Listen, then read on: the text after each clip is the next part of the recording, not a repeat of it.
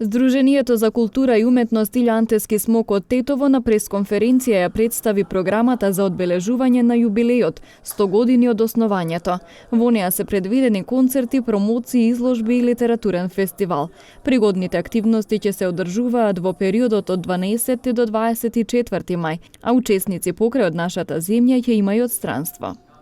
На 12 мај 2022 година ќе биде свечено отварање на одбележувањето на 100 годишниот јубилеј и 7-та меѓународна културна манифестација Денови на Илјо. На 13 ќе биде одржана свечена промоција на алманахот на песни Мајски латици 1 и изработената дигитална форма на книгата Тетовски песни од 1972 година во авторство на Дарко Гавровски. После промоциите следува свечено отварање на меѓународен литературен фестивал Поетски латици 2022 година. На 14 мај ќе биде одржана свечена промоција на алманахот на афоризми и карикатура Насмевки 1.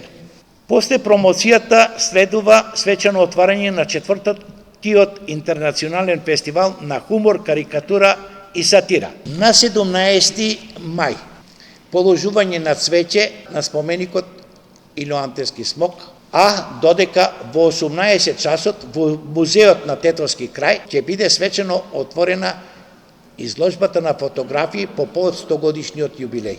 На 18 ќе имаме свечен концерт од фолклорната група Дивизи од градот Буира, Алжир.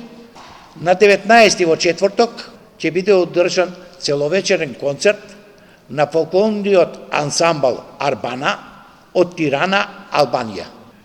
На 20 ќе биде исто така целовечерен концерт во 20 часот во домот на Арама во Скопје од страна на алжирската група.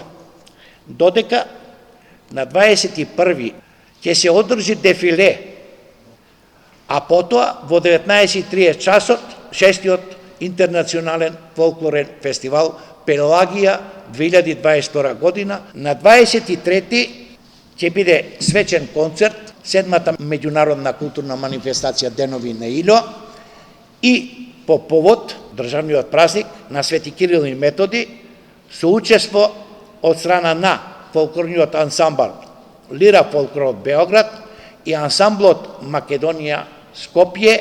И на 24 во 19 часот ќе биде затворена изложбата на фотографии. Сдруженијето за култура и уметност Илја Антески Смок од Тетово е формирано во 1922 година под името Бинички, а потоа е преименувано со сегашниот назив.